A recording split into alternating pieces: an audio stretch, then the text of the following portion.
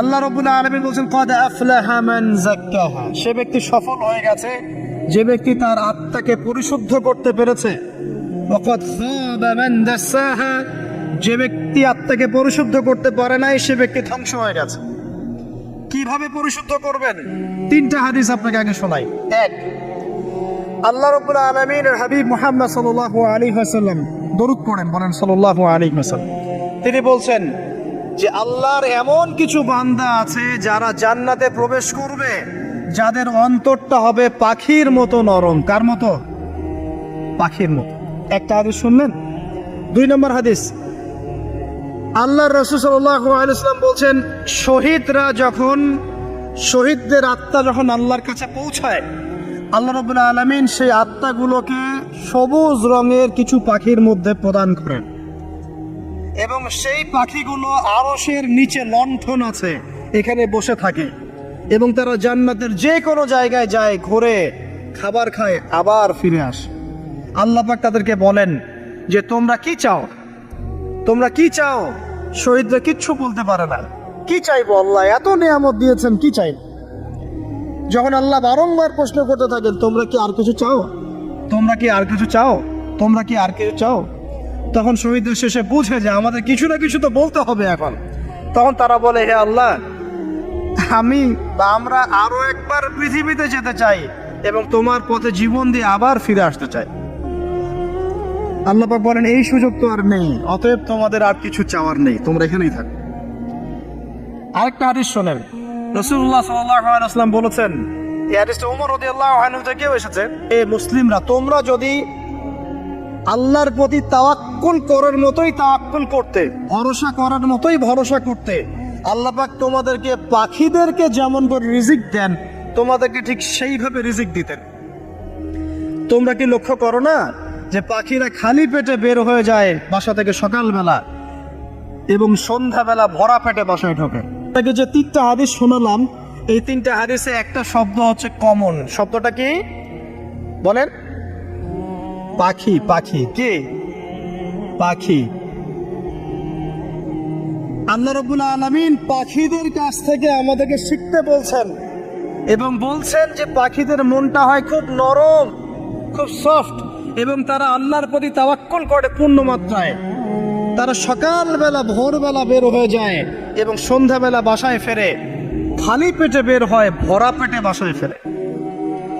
এবং আল্লাহ পাক সবচেয়ে সম্মানিত মওত যেটা শহীদের মওত, সেই শহীদদের আত্মাকে আল্লাহ পাক পাখির রূপ দিবেন। তাহলে পাখিটার বিষয়ে একটা ফোকাস করা দরকার আছে না? আচ্ছা, এখানে আসেন। পাখির মন হচ্ছে নরম, মানে পাখির মনটা তাসকিয়া, আত্মশুদ্ধিতে পরিপূর্ণ। ক্বাদ আফলাহা মান যাক্কাহা, সে ব্যক্তি সফল হলো যার হৃদয়টা পবিত্র, নিষ্পাপ, নিষ্কলুষিত হলো, সে ব্যক্তি সফল হবে ইনশাআল্লাহ। একটা কাজ এখানে খেয়াল করেন, পাখিরা সকালবেলা ভোরবেলা বের হয় আর সন্ধ্যাবেলা বাসায় ফেরে। এখনকার মুসলিমদেরকে দেখবেন দুপুরবেলা ওঠে, রাত 3টায় ঘুমায়। কথা কি বোঝেন নাই? পাখিরা একদম ভোরবেলা ওঠে, যখন ফজরের আজান দিচ্ছে ঠিক তার এক মুহূর্তে পাখির কিচিরমিচির শুনছেন, তার মানে নামাজের ওয়াক্ত প্রায় চলে যাচ্ছে, তার মানে তার আল্লাহ পাকের হুকুমের সাথেই জেগে ওঠে। সূর্য ডুবে তারা ডুবে যায়। ঠিক এরকম সুন্নত ছিল নবী সাল্লাল্লাহু আলাইহি ওয়াসাল্লামের এবং সাহাবায়ে কেরামের। আজকে 1400 বছর পর মুসলিম জাতি এই সুন্নাহ ভুলে গেছে। আর আমাদের সুন্নত দেখবেন, যদি কোনো রকম উঠেও ফেলি ফজরে, আবার 12টা পর্যন্ত ঘুম, আরো বেশি। আর এই যুব সমাজ যারা আছো তোমরা, কেউই 3টা-4টার আগে ঘুমায় বলে আমার মনে হয়। অলওয়েজ অনলাইনে পড়ে আছে, টিকটক নিয়ে, ফেসবুক নিয়ে, গার্লফ্রেন্ডের সাথে চ্যাটিং। পাখির মতো হতে পারলে পরে মনটা তো নরম হবে, তারপরে না তাসকিয়া অর্জন হবে। পাখির রুটিনটা কি? ভোরবেলা বের হয় আর সন্ধ্যাবেলা বাসায় ঢোকে। অতএব আমরা যদি রাসূলুল্লাহ সাল্লাল্লাহু আলাইহি ওয়াসাল্লামের সুন্নাহ মতো ওই ভোরবেলা উঠতে পারি আর আর্লি নাইট ঘুমিয়ে যেতে পারি এবং সারাদিন যদি রাসূলের সুন্নাহগুলোর উপর আমল করতে পারি, তাসকিয়া অর্জন হবে ইনশাআল্লাহ। কথা বুঝতে পারছেন? 2, পাখির মতো নরম মন লাগবে। এখনকার আমরা যারা বেঁচে আছি আমাদের মনগুলা কঠিন। কেমন কঠিন? পাথরের মতো কঠিন। আমরা যখন দেখি একটা মাইয়াতকে নিয়ে যাওয়া হচ্ছে জানাজায়, আমাদের কোনো ফিলিংস কাজ করে না। জানাজা যাচ্ছে, জানাজায় দাঁড়িয়ে মোবাইলটা দিয়ে পাটিপি করছে, জানাজার সাথে চলছে, কোনো ফিকির নাই যে এই জানাজা আমার হবে কালকে, ওই মোবাইল টেপাটিপি করছে। আমি এমনও দেখেছি দাফন করা হলো মাইয়াতকে, দাফন করার পরে চারপাশে মানুষজন জড়ো হয়ে গল্প করছে, ভাই আপনার ওই জমিটার কি খবর, আপনার ওইটার কি খবর, বিজনেস কেমন চলছে, চাকরির কি অবস্থা। এই যে মাইয়াতকে পাশে দাফন করলো, কোনো ফিলিংস নাই, কোনো ফিলিংস নাই। আমি আত্মশুদ্ধির কথা বলছি। আত্মশুদ্ধির জন্য আপনার মনটাকে পাখির মতো সফট নরম করতে হবে। যখন আপনি সফট নরম করবেন এবং আত্মশুদ্ধি অর্জন করবেন, তখন দুই ডানা মেলে আপনি আকাশে উঠতে পারবেন। এসব আত্মশুদ্ধি অর্জন না করতে পারলে ডানা কেটে পড়ে যাবে, তখন আর আকাশে উঠতে পারবেন না। কোন আকাশে? ওই যে শহীদের রূহ যে আকাশে চলে গেছে, ওই আকাশ। অতএব মন কেন কঠিন হলো প্রিয় ভাই? এক নম্বর কারণ, আমরা শিরকের পাপে লিপ্ত আছে। এক নম্বর, শিরকের পাপে লিপ্ত থাকা অবস্থায় মুসলিমদের মনটা কঠিন হয়ে গেছে। আপনি কি মনে করছেন আমরা শিরক করি না? মুসলিমরাও কবর পূজা করে, দেখবেন মুসলিমরাও দেখবেন অনেক ক্ষেত্রে মাজার পূজা করছে। আমি বলিনি যে অলিয়া উলিয়ার মাজার জিয়ারত করা যাবে না, আমি এই কথা বলছি না, কিন্তু আপনি মৃত মানুষের কাছে আপনার ভালো মন্দ চাইতে পারেন না। কথা বুঝতে পারেন না? আমরা অবশ্যই অলিয়া উলিয়াদের কবর জিয়ারত করব, এটা আপনাকে মৃত্যুর কথা স্মরণ করাবে। তাদের একটা রব আছে যেটাকে আমরা প্রভাব বলি, এটা আপনার মধ্যে আসবে। আমরা অবশ্যই জিয়ারত করব। জিয়ারত করতে বলেছেন নবী সাল্লাল্লাহু আলাইহি ওয়াসাল্লাম, কারণ এটা আপনাকে পরকালের কথা কি করবে? স্মরণ করাবে। ওমরা করতে যান, আল্লাহ পাক সবাইকে তৌফিক দান করুন ওমরা হজ করার এবং বড় হজ করার। আমি দোয়া করি ওখানে সবচেয়ে সেরা যে দৃশ্যগুলো দেখা যায় তার মধ্যে একটা রাসূলুল্লাহ সাল্লাল্লাহু আলাইহি ওয়াসাল্লামের রওজা। ওখানে গেলে চোখের পানি ঝরে না এমন কোনো মুসলিম ভাই আছে? নাই।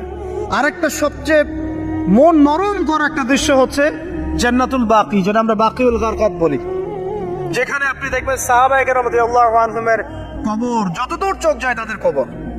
কবরের কোনো মাজার নাই, সেখানে কোনো তাওয়াফ হচ্ছে না কবরকে কেন্দ্র করে, সেখানে কবরে কেউ ফুল চড়াচ্ছে না, একটা ছোট্ট পাথর দেখা যায় খেলে, আর কিছু না। পৃথিবীর সবচেয়ে শ্রেষ্ঠ মানুষগুলো সেখানে শুয়ে আছেন।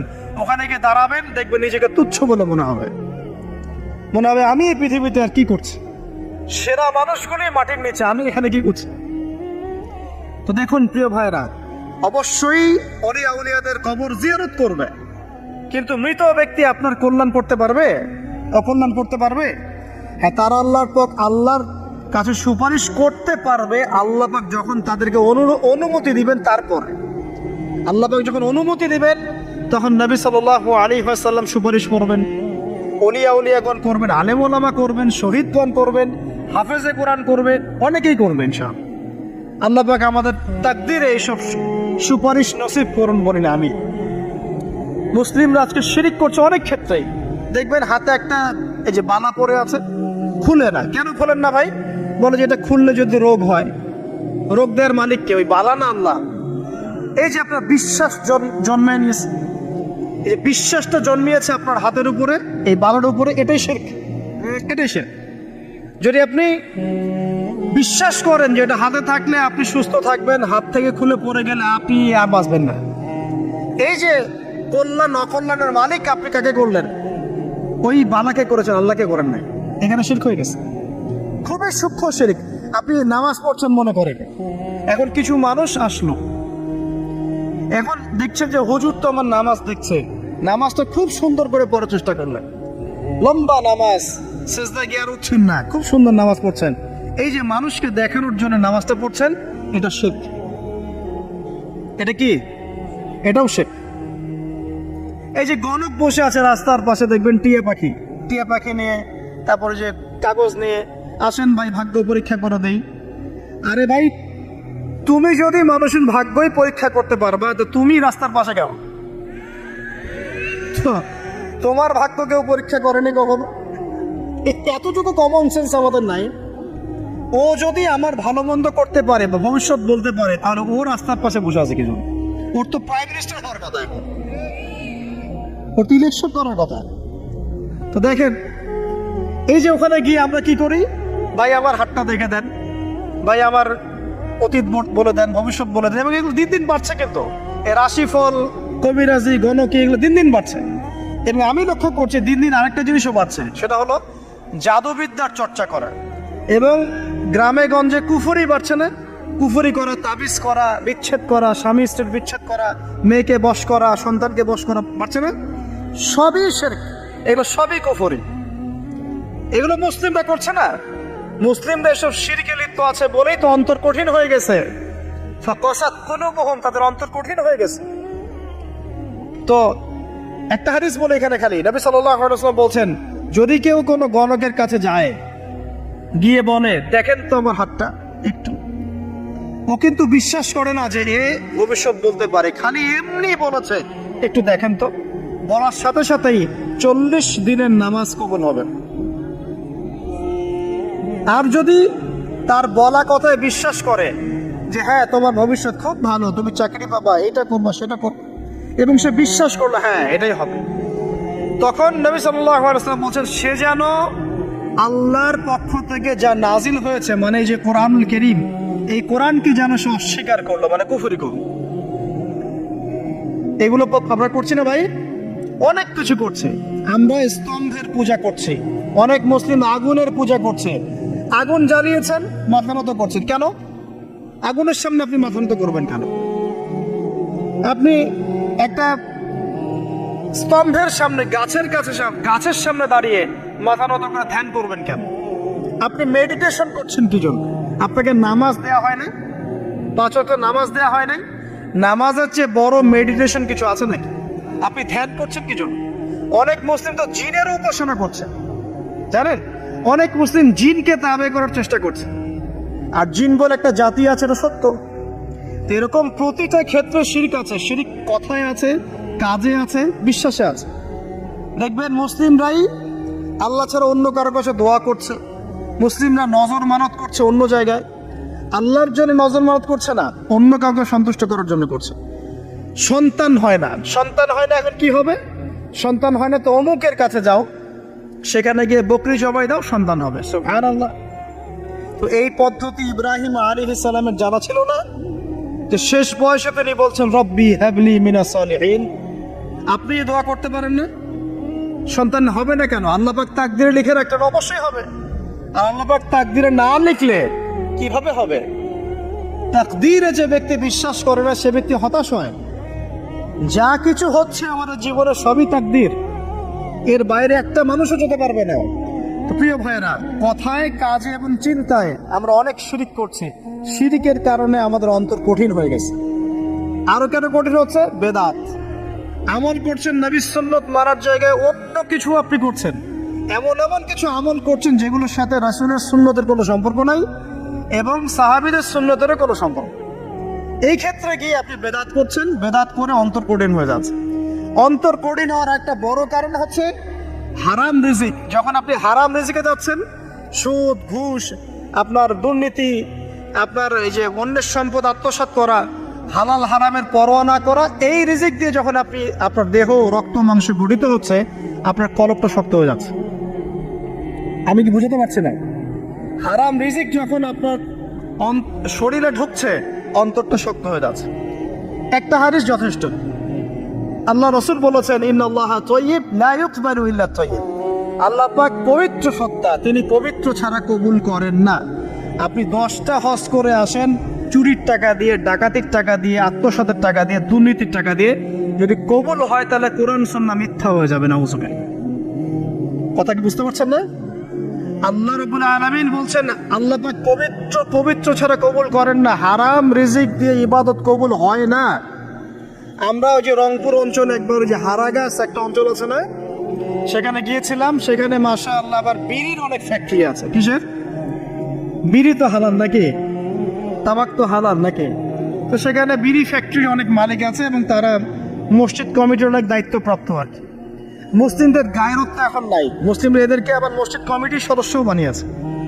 তো এখন মসজিদ কমিটিতে এসে তার প্রভাবে ইমাম সাহেব টিকতে পারে না। 1-2 বলে নামাজের পর হাত তুলে দোয়া করতে হবে, 2 বলে করা যাবে না। ঠিক আছে? এই নিয়ে এই ক্যাচাল হতে হতে দেখা গেল এক পর্যায়ে মারামারি পর্যন্ত হয়েছে। মসজিদ ভাঙত হয়েছে, মারামারিও হয়েছে। তো সেখানে আমাকে দাওয়াত করেছিল যে ওয়াজ করার জন্য। তো দোয়া করার কথা বলছে, তাই আমি বললাম দোয়া করে লাভ কি? দোয়া করলেই বা কি, না করলেই বা কি, রিজিকটাই তো হারাম। আপনি তো তামাকের টাকা খাচ্ছেন, তামাক, আপনি মাদকের টাকা খাচ্ছেন, এটাকে হালাল না হারাম? তো হারাম টাকা দিয়ে হাত তুলে দোয়া করলেই কি, না করলেই কি? দোয়া তো উঠছে না উপরে।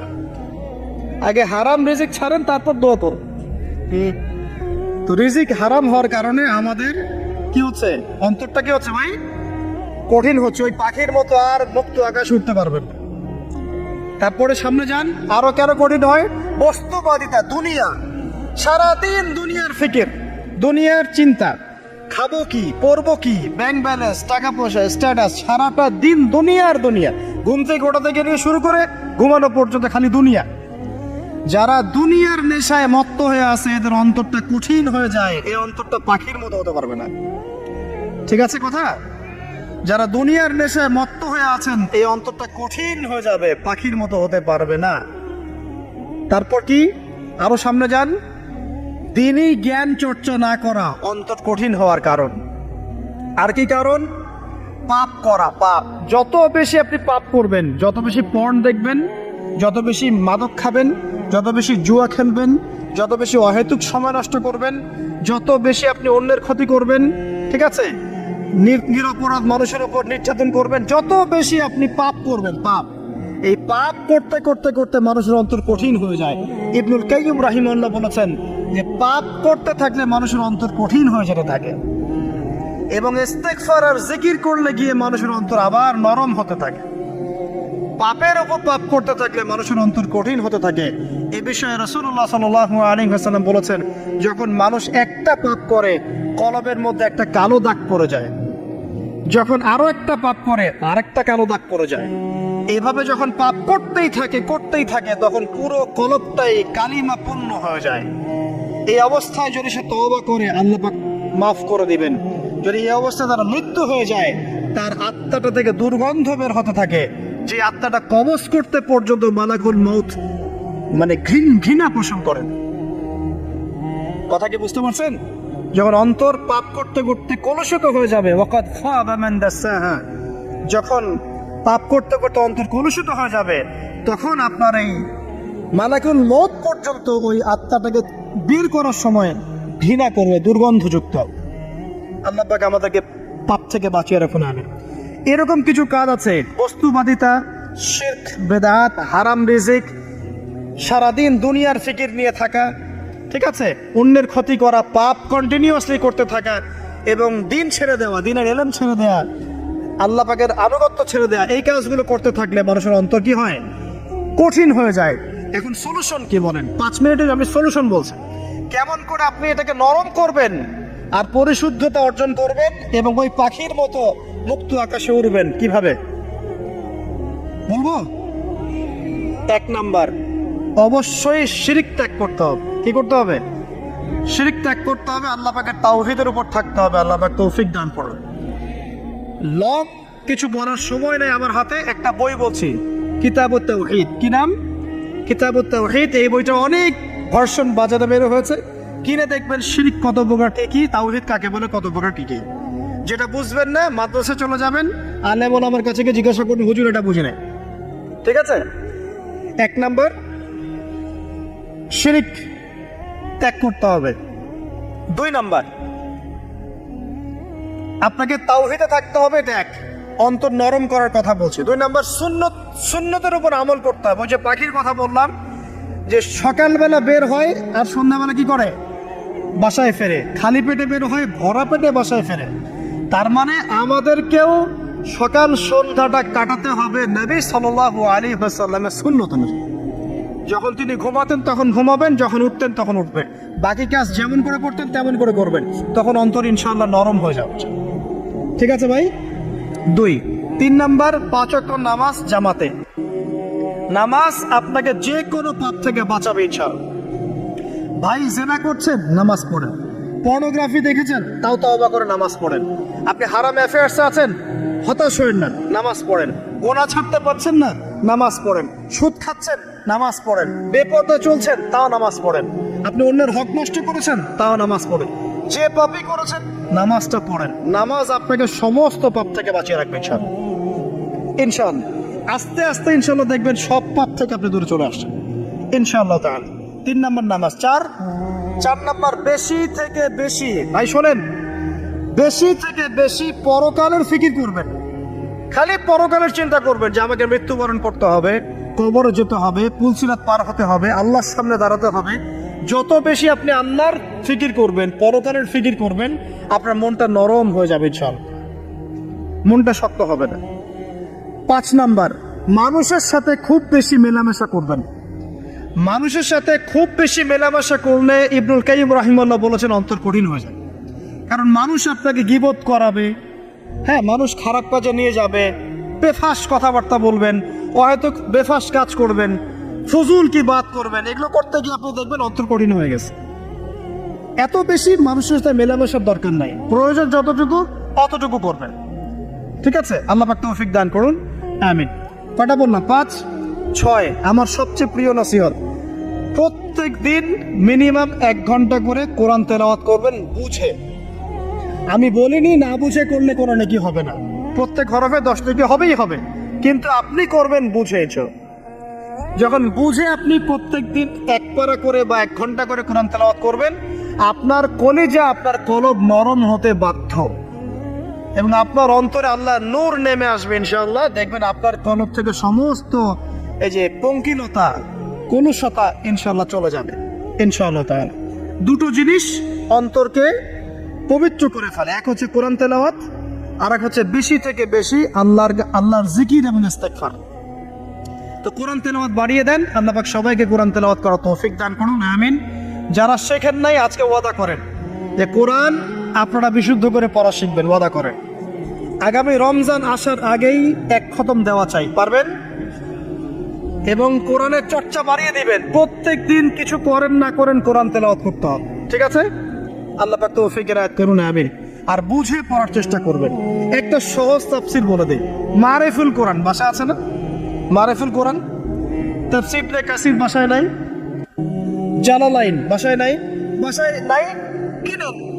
সারাদিন তো অনেক টাকা পয়সা খরচ করছেন, 3টা তাফসীর কিনেন, জালালাইন কিনেন, মারিফুল কোরআন কিনেন, ইবনে কাসির কিনেন, বাসায় গিয়ে পড়া শুরু করেন। পারবেন না? যে আয়াতটা বুঝবেন না, ওলামায়ে কেরামের কাছে যাবেন, গিয়ে বলবেন হুজুর এটা বুঝি নাই, বুঝাই দেন। নিজে নিজে ব্যাখ্যা করতে যাবেন না, ব্যাখ্যা করলে দেখবেন একজন পণ্ডিত বেরোছে, কিছু পণ্ডিত কোরআন পড়ে বলে কোরআনই মানি হাদিস মানি না, এরকম পণ্ডিত দেখেন না? কোরআনই মানি হাদিস আর মানি না, কারণ আল্লাহ নাকি নাউজুবিল্লাহ কোরআনে নাকি আল্লাহ পাক হাদিস মানতে বলে নাই, ও নাকি পায় নাই। এই জন্য দেখলাম সুবহানাল্লাহ, নামাজ পড়তেছে, কোরআন থেকে নামাজ পড়তেছে, হাদিসের কোনো হেদায়েত দিবে না। মানে কিরকম, যে হাত আবার থেকে বাঁধতেছে, হাত বাঁধতেছে, রুকু করতেছে, সেজদা করতেছে, এগুলো আবার কোথায় পাইলো আল্লাহ ভালো জানেন। হাত এভাবে বাঁধতেছে, এভাবে হাতটা বাঁধা কোরআনে কোথায় আছে আমি পাইলাম না কোথাও, ঠিক আছে? তা হাদিস ছাড়া কি এগুলো আসবে? হাত বাঁধবো, সেজদায় গিয়ে সুবহান রাব্বিয়াল আলা বলছে না, বলছে আসলামতু লিরাব্বিল আলামিন, এটা কোরআন থেকে বলছে। অথচ নবী সাল্লাল্লাহু আলাইহি ওয়াসাল্লাম হাদিস থেকে বলছেন সুবহান রাব্বিয়াল আলা, সুবহান কুদ্দুসুন রাব্বুল মালাইকাতি ওয়ার রূহ, সুবহানাকা আল্লাহুম্মা রাব্বানা ওয়া বিহামদিকা আল্লাহুম্মা ইগফির। এগুলো নাই, ও বলছে আসলামতু লিরাব্বিল আলামিন, মানে কোরআন মানি হাদিস মানি না। এত বেশি পণ্ডিত হওয়ার দরকার নাই, এরা হচ্ছে ইচড়া পাকা টাইপের পণ্ডিত। ওমর রাদিয়াল্লাহু আনহুর যুগে বেঁচে থাকলে এনাকে পিছাই সোজা করে ফেলাইতে হবে। ফাইজলামি শুরু করছে, কোরআন মানি হাদিস মানি না। আল্লাহ পাক কোরআনে বলছেন ওয়া মা আতাকুমুর রাসূলু ফাখুযু, রাসূল যা দিয়েছেন তা গ্রহণ করো, ওয়া মা নাহাকুম আনহু ফান্তাহু, রাসূল যা নিষেধ করছেন দূরে থাকো। রাসূল যা দেন সেটা হাদিস না, রাসূল যা দেন সেটা সুন্নাহ না, সুন্নাহ তো সে মানেই না, আলটিমেটলি সে কোরআনই মানে না। তো আসল কথা হচ্ছে এইসব ফিতনা থেকে বেঁচে থাকবেন, কোরআন তেলাওয়াত বাড়িয়ে দেন। কয়টা বলছি? 5টা 6টা।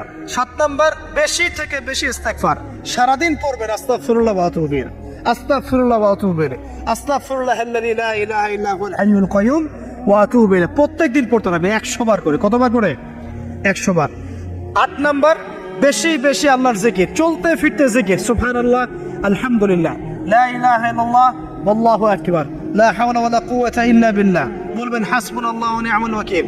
ঠিক আছে, সুবহানাকা আল্লাহুম্মা রাব্বানা ওয়া বিহামদিকা আল্লাহুম্মা ইগফিরলি, সুবহানাল্লাহি ওয়া বিহামদিহি আদাদা খালকি ওয়া রিদা নাফসি ওয়া জিনাতা আরশি ওয়া মিদাদা কালিমাতি। যত জিকির আছে সব করুন, জিকির বাড়াবেন, যত জিকির বাড়াবেন অন্তর পরিশুদ্ধ হবে ইনশাআল্লাহু আযজা ওয়া জাল। কয়টা বলছে? 8 আর দুটো বলি 9।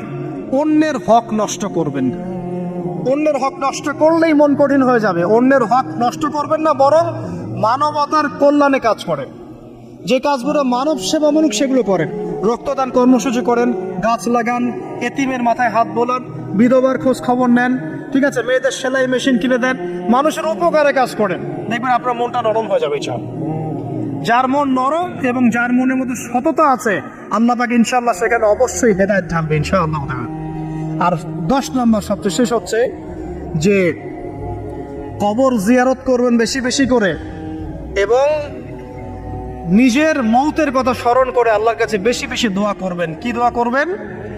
ইয়া মুকাল্লিবাল কুলুব সাব্বিত কলবি আলা দীনিক, ইয়া মুসাররিফাল কুলুব সাররিফ কুলুবানা আলা তাআতিক। এই দোয়াগুলো করবেন ইনশাআল্লাহ। এবং কবর জিয়ারত করবেন সপ্তাহে সপ্তাহে, পারলে 2 দিন 3 দিন পর পর কবরস্থানে যাবেন, ইনশাআল্লাহ দেখবেন আপনার মন নরম হবে ইনশাআল্লাহ আযজা ওয়া জাল। এখনকার সভ্যতা এসে কবরস্থানকে সমাজ থেকে দূরে সরিয়ে দিয়েছে, অথচ আগে মুসলিমদের কবরস্থান ছিল মসজিদের পাশে। 5 ওয়াক্ত নামাজ পড়তো, কবর জিয়ারত করে বাসায় যেত। 5 ওয়াক্ত নামাজ পড়তে আসতো, কবরকে দেখতো, পরকালের কথা স্মরণ হতো। এখন কবরস্থান ওই যে দূরে, সারা জীবনে একবার যায় কিনা সন্দেহ আছে। এই 10টা কাজ যদি আপনারা করতে পারেন ইনশাআল্লাহ তাআলা, আমাদের কলবটা ইনশাআল্লাহ নরম হবে, আত্মশুদ্ধি অর্জিত হবে। আর এগুলোর পাশাপাশি অবশ্যই আল্লাহওয়ালা আত্মশুদ্ধিওয়ালা মানুষের সোহবতে গিয়ে থাকবে। আল্লাহওয়ালা আত্মশুদ্ধিওয়ালা মানুষের সোহবতে গিয়ে থাকলে তাদেরকে দেখেই দেখবেন মনটা নরম হয়ে যাবে ইনশাআল্লাহ। ইলমি পরিবেশে থাকেন, দ্বীনি পরিবেশে থাকেন, আমর বিল মারুফ নাহি আনিল মুনকারে কাজ করেন। 3 দিন 7 দিন 40 দিন যতদিন পারেন আল্লাহর পথে সময় লাগান, সময় লাগান। আমি এটাকে আপনার আত্মশুদ্ধির জন্য বলছি, এটাই একমাত্র পথ পদ্ধতি আত্মশুদ্ধির, এটা বলছি না।